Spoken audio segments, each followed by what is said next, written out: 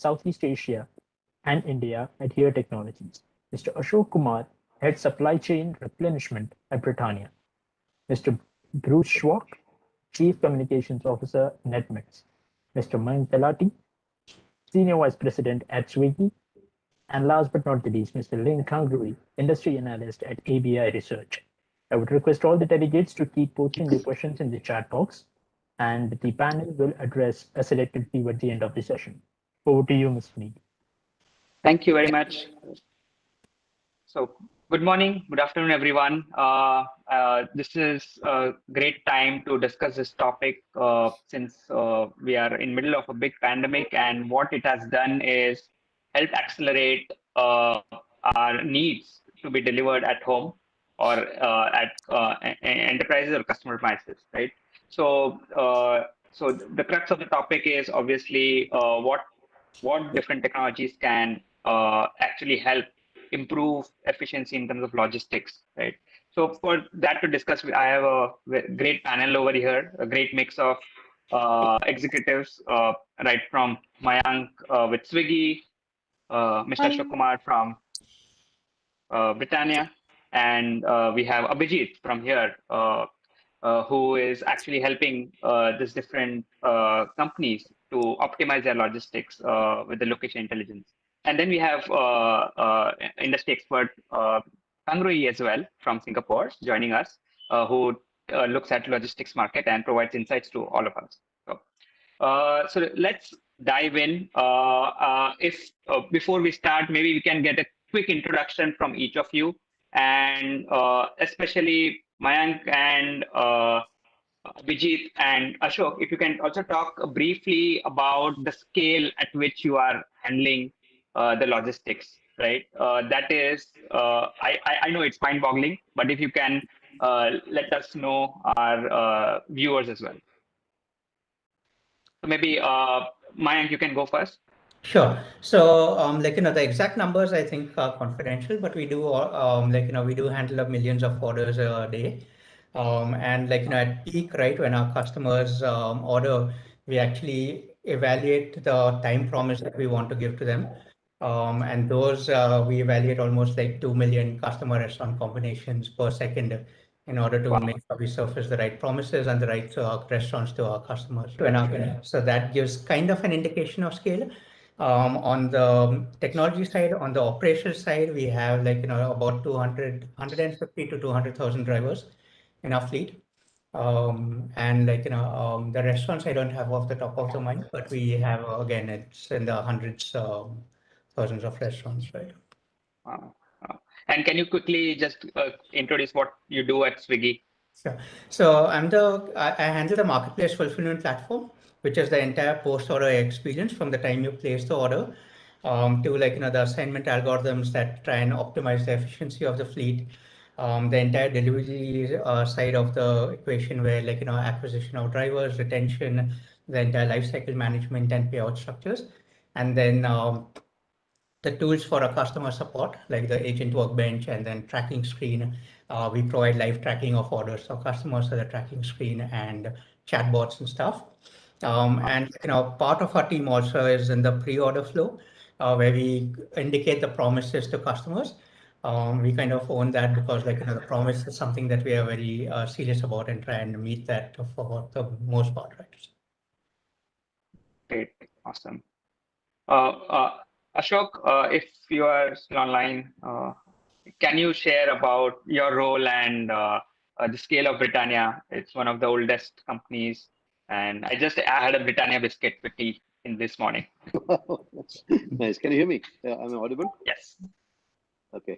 Thank you, guys. And good morning, everybody. My name is Ashok Kumar. I look after supply chain replenishment, which is running right up to delivery to our customers. So, and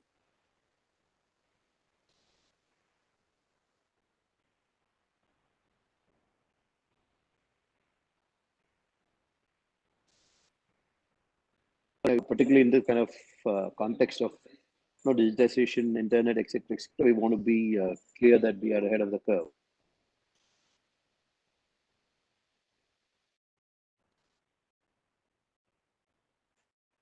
And I will work with companies like PepsiCo, Reckitt Benckiser, etc.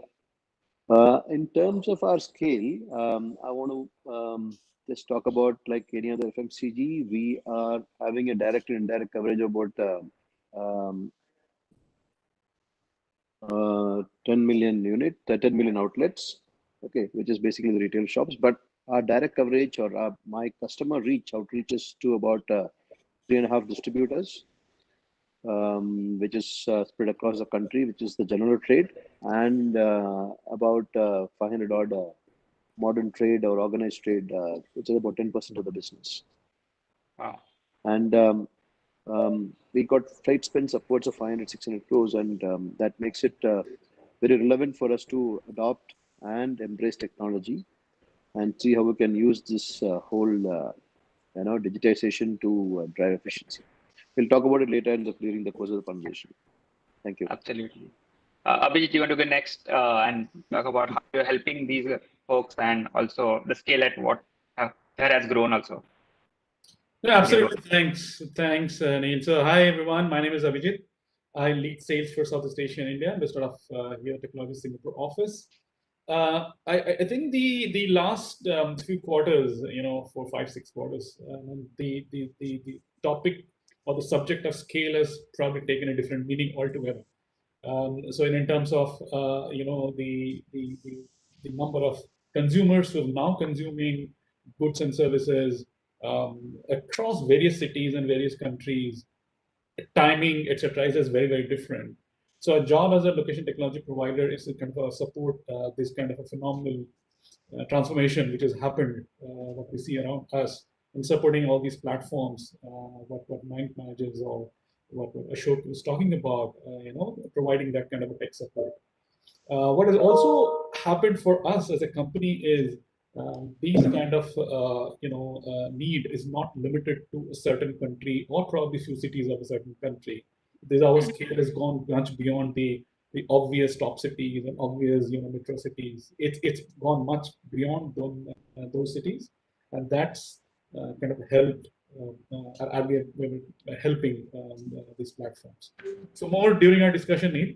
Sure, absolutely. That was a good primer from all of you. Kangrui, how are you seeing the market in terms of scale? You do all these market sizing activities, right? And you can also quickly introduce yourself, your coverage area. Sure, thanks, Neil.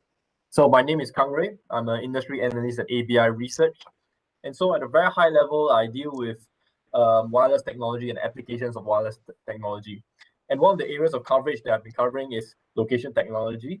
I've been looking at the digital map market in APAC, how that has been evolving. I'm also looking at downstream technology that helps transport and logistics and last mile delivery, things like telematics, ADAS, and also on the business front as well, which is O2O platforms and fleet management systems. And so, I guess you can say the APAC region is really waking up to location technology and the power of digital mapping. We've been seeing a lot of countries like Malaysia, like India, finding out really just finding out the power of using location technology, GIS, and in enabling their platforms, using the data and the artificial intelligence to optimize routes, efficiencies, connect deliveries, and bring the sort of granularity of information into the visibility of supply chain. So looking forward to this panel session.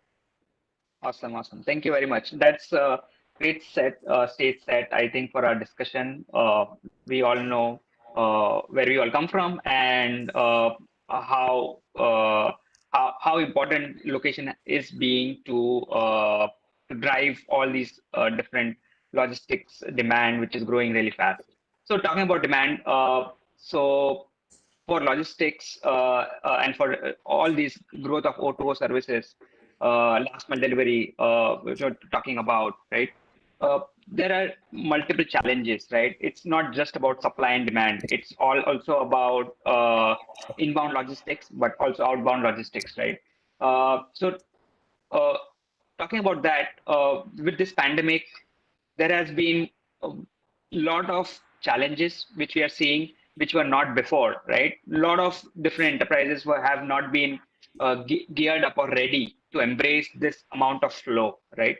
So from that perspective, maybe I can ask Mr. Ashok first, how you're seeing how things have changed since the pandemic in terms of the growth of our demand, and at the same time, what challenges have you faced or are facing to supply that or cater to that demand?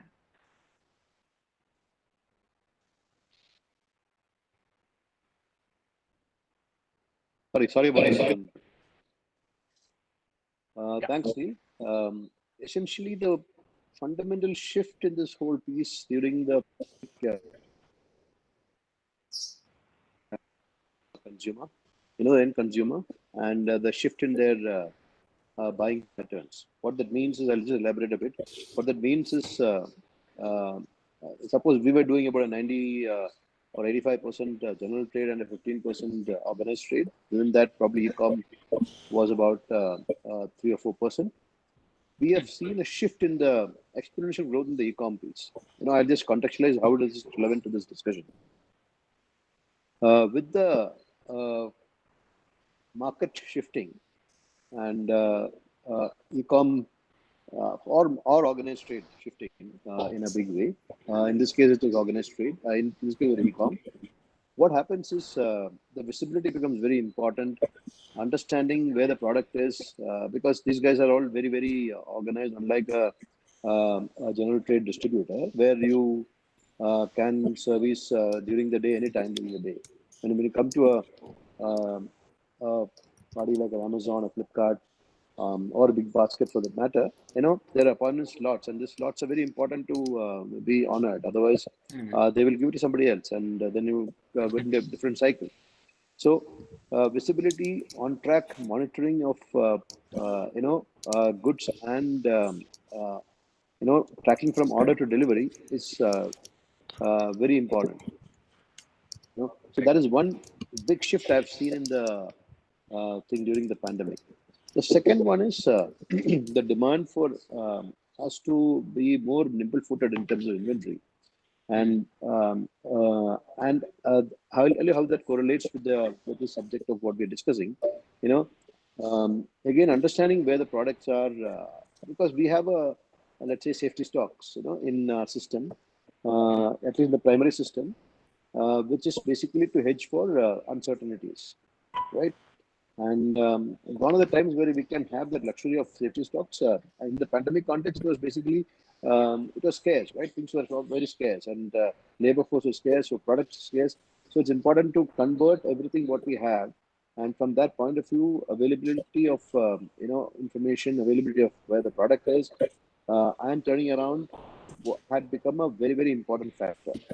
So I'm sure the pandemic will go, but I think there are a lot of learnings which are there from that, which will help us build that efficiency and we have set our standards higher as we got into the second wave and third wave and all that. Because the problems are not really that bad as what it was in the first wave, but I think we have set our standards higher and said that if we could do this during the first wave using technology, might as well use that and leverage and enable technology adoption, enable internet tracking, vehicle track, etc., and become a better and more efficient business model. So that's a fundamental shift I think which is there in this, right, in our kind of an industry. Correct. That's great. Yeah, means with FMCG has such a widespread of distribution offline, and to scale quickly to supply to the e-commerce, which has been the only available distribution point, right? Is to pivoting to Absolutely. that is not easy. Yeah. Great stuff. Great. Mayank, to you next. So similar issues you might have also faced with the surge in orders, right, during the pandemic, and still it's surging. And looking at what your peers in the industry are receiving in terms of IPOs, right? Can you talk about the challenges which you faced when there was such a surge, and how did you? Uh, Maybe we can think about solution later, but mostly about challenges first. Got it. So, I think for Swiggy, right, there's a lot of, it's very, very different for Swiggy compared to other e-commerce companies because of the very narrow window that we have to deliver food, right? Typically, when you order from an Amazon or a Flipkart, right, you expect the order to come next day or maybe 2 days later or something, right? When you order food, you expect it to happen within 30 minutes, right? And so, within the 30 to 45 minutes, if things go wrong, then people start getting both hungry and angry, right? Because one wish follows the other, right? So you have very, very narrow margins in order to try and retrieve or recover the order. Right? Now, in that scenario, in the pandemic, what we saw two things kind of happening, right? One was different cities, almost at a city level, or different even zones within a city would shut down and have different operating hours. Curfews would be imposed at 9 p.m. in one place. It would be imposed then at 11 p.m. in another place. In others, you couldn't even operate except for essential personnel and stuff, right? So in those cases where your the city shut down earlier and they didn't allow it, you'd see this entire demand compress into a shorter time frame, right? So instead of having to deliver a few thousand orders over a 4-hour time span, you have to people would start ordering earlier, and you have to suddenly deliver those few thousand orders in only a 2 hour time span, right? So those kind of surges are very hard to smoothen out in this business, and having drivers come and surge up and down dynamically is also pretty hard, right? On technology side, while you can scale your systems up and down within a few minutes, you can't really spawn new human beings within a few minutes. And the real-time nature of that means that our prediction systems have to be a lot more dynamic, accurate. Our systems have to deal with the fact that we may have run out of drivers and therefore can't service our customers. And what are the options we give to people in those times, right? As the stress on the system increases, where the demand far outstrips the supply, how do we do that, right? The second challenge that we ran into operationally was that in a pandemic situation when most of the cities are shut, or we don't want to call people over to in offices in a crowded area and stuff, onboarding of drivers and making sure that we have the right checks for the drivers and this thing is also has to be done in a completely distributed and automated manner, right? So onboarding of drivers, training of drivers, all of it has to be done completely online. So we made the onboarding process self-service. We did the background checks in an automated manner. Training was through contextual videos and stuff. Right? Wow. That's a lot of change and a lot of transformation for you guys, right? Where you have offline to online, but now it's almost online to online in everything on the backend part of, yeah. So Abhijit, you have seen, you have a more 360-degree view, talking to serving so many different customers like Mayank and Ashok, right? So what are your takes? You were earlier talking about consumer behavior changing, right? Can you talk more about how you are seeing the challenges which you hear from your customers? Yeah, so what we've seen as Mayank was giving some examples here. So we see challenges the supply side and the demand side, both the side and the entire ecosystem on the supply side and the demand side.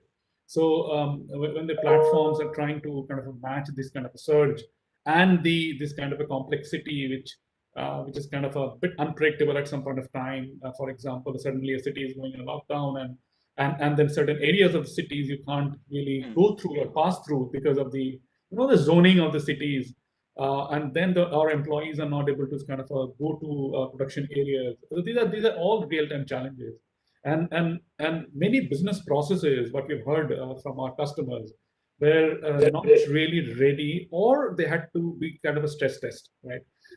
Because they had to kind of completely innovate and change literally on the go. So the pulse which we picked up from various customers were that how we can help them to transform their processes, or their processes is getting more and more digital. So, for example, from a say production facility to how effectively or efficiently those goods and services can go to their say point of sale, or we can support say a consumer who not necessarily is in a particular part of the city, which could be pop or not be popular for a food delivery perspective. Now suddenly this become active, right? And what it means is, do we have the right set of information of that part of the city? Do we have the city digitally covered, right? Do we have the right kind of address captured? So it's a kind of a last mile becomes a very important mile in that journey, where it's a consumer touch point, it's a moment of truth, but it's also important so that these platforms, like what Mayank runs, is also fully trusted. Because it needs to be trusted by their supply partners or delivery partners and the consumer. So in summary, it's been unprecedented.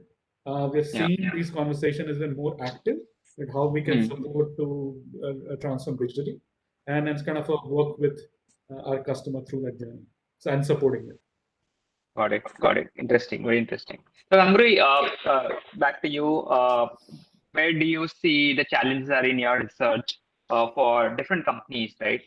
Whether it's last mile delivery or inbound logistics, or where do you see the different challenges in your research?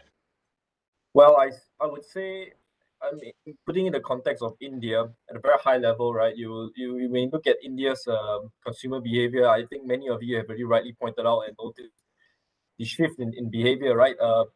India has one of the largest, world's largest average smartphone usage per time used per user, right? And it's over 90% of this is 4G traffic, right? And so the Indian consumers are becoming much more dependent on having goods brought to them, right? And that's just one thing. Another thing is that the pandemic and lockdown has already created a change in consumer behavior to become more online, and therefore retailers and platform providers have to provide that kind of granularity in supply chain visibility for the customers, right? And this is a whole new hurdle to overcome, right? You need to have you need to track the vehicles, you need to track the goods, you need to have a network operation center that holds all of this together. You need a base map, a digital map, a whole system to be able to track all of these things in real time and communicate that to the customer, right? And this is something that we do see happening in the rest of the region in APAC. We see this happen. We see China doing this quite effectively in China. But one thing interesting about India that I noticed, at least, is that when I was looking into it, actually one of the major cities that are contributing to the growth of e-commerce volume in India are the tier 2 and tier 3 cities, not so much the tier 1s, right? And so the thing is, while tier 2 and tier 3 cities are contributing to this e-commerce volume, the thing about these cities is that they don't really have much dense traffic. So one of the problems maybe is not really so much on traffic congestion, but how do you reduce costs when you want to deliver to sparse populations, right? Because you deliver sparse populations, if you're not using an effective, efficient route optimization system, you can go around circles. You can waste a lot of fuel, make a lot of empty trips, and you increase the cost. And also rural, one problem of more rural areas is also that the fulfillment centers are also more sparse. You don't have, you have perhaps poorer quality of address data. You perhaps have roles that are not mapped, right? And so there's so many challenges to overcome in order to try to really meet the needs of this ever evolving e-commerce landscape in India. Another thing special about the pandemic is also the growth of contactless deliveries, right? And so how do you manage that as well? You need to you need to have a place whereby you say that, okay, I will deliver, a bulk of goods here, and then the consumers, you can come over here, come over and take this, but and all of this is really tied in by the idea of connectivity, IoT, which really is a challenge when you think about the infrastructure that has to be deployed, in terms of maybe LTE first, and also the kinds of transformation that every company has to undergo to upgrade their systems to be more connected to the internet. Correct. Great. Thank you very much. The good thoughts and quite relevant in India context. Obviously, the growth has obviously not maxed out, I would say, in tier ones, but obviously tier 2, tier 3 are growing on a faster base. As you see Flipkarts and Amazon of the world serving more and more zip codes every month, every quarter, right? And I was just saying, like we were discussing before the discussion started, that almost, according to our research, almost 50%, almost half of the smartphones are sold online in India, actually. So that is huge, right? Because it's contributing to highest GMVs. And it's very difficult to deliver a phone, maybe a 10,000 rupees or 15,000 rupees or a 1 lakh rupee phone to, as you said, like zip codes, which are quite far, and the margins on the phones are even lower, right? Except if you are Apple company. So in that sense, it's a challenge, I would say, as you expand more into tier 2, tier 3 cities, but at the same time, those are logistic challenge. But in tier 1 cities, there is also last mile challenge. And to Mayank's point, the time window for some services provision is very small, and that adds to challenge more. So we talked about challenges, and we see that different challenges for different customers, different enterprises, different sectors, right? So Abhijit, maybe I can pick your brains on how you are helping these different companies, right, in technologically to solve these challenges. Yeah, absolutely. So there's a couple of key points which we picked up during last few minutes or 20 odd minutes, right? So one is the scale, which is being absolutely unprecedented. The second is the demand side, and as well as the challenges around the supply side. So if you take all of these elements and look at where we support and where we have been supporting, is starting with making the digital map available in these cities and these countries, and especially from India context. So we are available like a maps is available across various cities and thousands of the towns and the cities. That's point number one.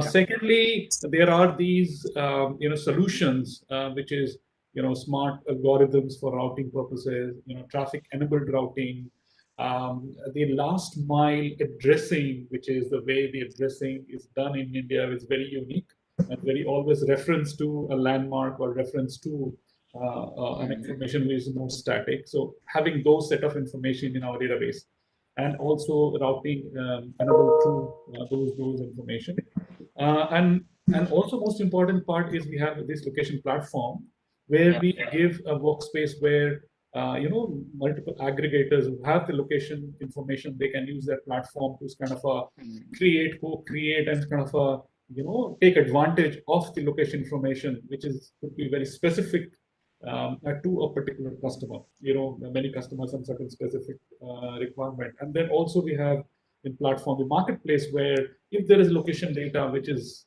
useful for certain application, can also be used by another customers. Like for example, EV is an example. Our routing is EV charging aware. So what we're trying to do is kind of looking at the entire value chain in terms of from where the goods are being picked up and where it is being delivered, and giving and supporting the platforms and the company. So that has been our play to support from technical or location technology perspective. Yeah, I completely agree. I've been tracking this industry for a decade now, and here is a leading location platform provider with and how the company has grown from just providing maps to location intelligence to now data with workspace and marketplace to help different companies to work together, use the data and services, cross-sell, and so no one reinvents the wheel, right? Basically. Exactly. So that is quite powerful, the growth story and how you guys are helping. So completely agree on the technological bits which you provide, which will help different companies. Going back to Mayank, you talked about overnight transformation to online, right? Doing everything online, right from training the force to also dynamically changing according to surges. So how fast? What are the different bits required in that sense to solve these kind of problems? So how did you actually achieve this? Yeah. So, I mean, it's been an ongoing journey, not really overnight, but given that we are in 500 different cities, right? Each of them have different characteristics, both geospatial characteristics, like time and speed differences and stuff, right? Um, a lot of our systems, use are heavily dependent on data science models and AI, right? Like Swiggy is an AI first company, and trying to learn what the right time promises are, what the right distances are, speeds are, and stuff, right? Um, and throughout our entire journey, we use AI in a number of things, right? So we use AI for predicting the demand and therefore how many drivers we will need, but also what's the right mix of drivers, right? How many do we need in for lunch versus how many do we need for dinner, and how many need to be full-time versus part-time, right? The challenge is if you have too few drivers, then you're you're losing business. If you have too many drivers, then they aren't earning enough, and they will attrit from the platform, right? So you have to protect both the earnings and the order, and so you have to get the number right for even the demand is kind of curvy, right? Um, the second thing is from an efficiency standpoint, because the average order value is in the hundreds for food, right? It's not you don't really see people ordering in the like a smartphone in the thousands, right? So because of that, you need to make sure that you're as efficient as possible. Assignment algorithms, for example, need to run every 2 minutes because again of the narrow time window. And in those 2 minutes, they are evaluating almost like 4 million edges of orders to drivers to try and find the optima, right? Which is and in that time window of 2 minutes, it's an NP hard problem, right? So you can't really find a global optima. You have to keep finding better and better local optimas. Um, and each city, because they have different characteristics, will have different thresholds and tuning ratios in terms of what algorithms need, right? Um, in some sense, Swiggy has now reached a point where even the traditional AI models have are giving diminishing returns, and we've switched over to a lot of deep learning models to continue to gain efficiency, right? And that's showing like pretty promising results. The second thing is that because of again the tight time windows, for us we use location technologies not just from providers, but we have a lot of our own data of drivers. As drivers travel, right, we get the ping data of drivers, and we've actually started using that to identify not just the society complexes and boundaries, but where the gates are, right? So we can direct the driver to the gate. Right now, because of the scale at which we operate, we have thousands of drivers joining us every week who are completely new. They may be new to that area, they may be new to the platform. And so just telling them, this is the pin location to go to may or may not work, right? If you can direct them to where the gate is, where the parking is, it improves the efficiency with which they can move. Correct. Right. If you have a 40-minute window, or if you have a 30-minute window in which to deliver orders, if you save 5 minutes of the driver's time by doing all these things, then you effectively got like a 16% gain in the number of orders you can do in the same time, right? So I think these are a number of challenges that we leverage technology for in order to solve for these issues. Awesome. That's great. And as Mayank said, it's not about overnight transformation; it's a journey. Mr. Ashok, how do you see location technologies helping Britannia, and how much have you adopted? How much you have transformed in adopting these location platforms, integrating it within your CRMs, or like Mayank team is using a lot of algorithms, right, to optimize routes, optimize efficiencies. So, do you see similar technology being adoption in your vertical as well? Nilesh, thanks. Actually got logged out for about a couple of minutes. So ours is a B2B kind of a business. Yeah. Unlike in other cases where it's B2C, and very high, right, in terms of hungry and angry kind of customers and all that. We are also we are also having our share of the thing. But however, having said that, I think it's getting increasingly important to do this location tracking and things like that. So there are 2 or 3 areas I'm going to talk about. Might have got covered because I was out of the sector. So one is route optimization, right? So milk run and route optimization is one of the very important factors which we have adopting, and we can't do that without technology. So we have been doing this with our brick and mortar kind of a model where we have fixed routes and all that.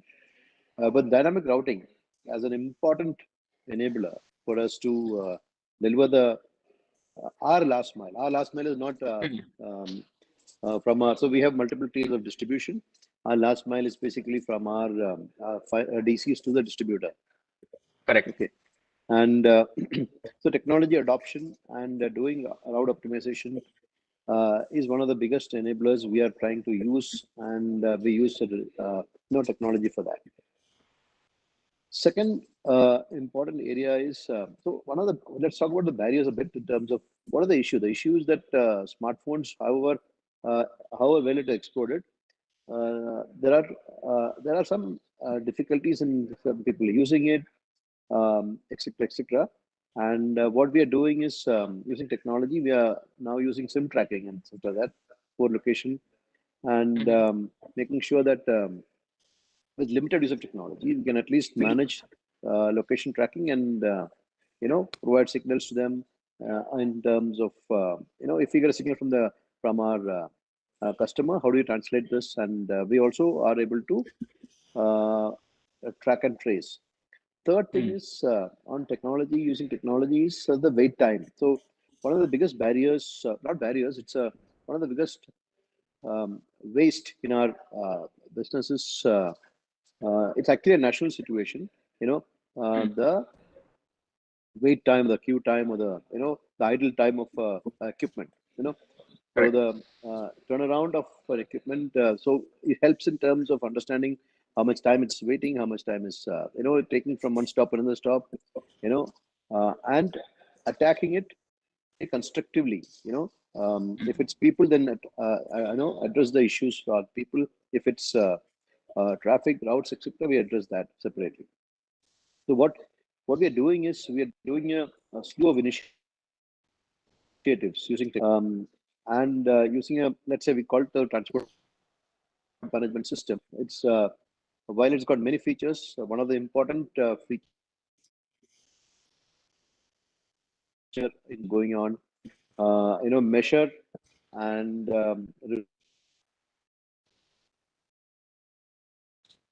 so we have embraced it in a big way, and unlike my co-panelists, ours is a very B2B. Okay, so that's a point I'm wanting to make as far as technology adoption is concerned. Got it.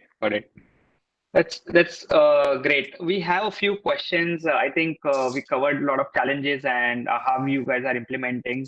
So one of the questions which I can pick up is how do companies rely on external supply chain consultants to improve the supply chain compared to using internal expertise? So very relevant question. How much do you actually outsource versus in-house, right? So anyone of you can go first, maybe Mayank or Ashok. Sure. So I think for the most part, a lot of our core systems are in-house. Like, the actual location, the map routing and stuff is something we rely on Google for at this point of time. As we are getting more and more data, right, we are increasingly switching even that over to in-house. Because we have just far better data in terms of two-wheeler traffic and how our drivers are there, particular complexes and stuff, right? So I think from that perspective, we've depended on Google for like the distance, the distance between this thing and some of the time, which was being in-house by our location platform team, right? We also rely on vendors like for the training videos and content creation and serving that up, right? That's not really a core competency that we want to invest in. What we would rather do is say that, hey, given these different videos, right, within the context of the order, for example, if we know that the driver is handling a cash on delivery order for the first time, then we can trigger that video and show them how to handle that, right, when they are waiting at the restaurant. So we do rely on external partners for things like this. But for the most part, it's in-house at Swiggy. Wow. Mr. Ashok, how much is outsourced? How much is in-source?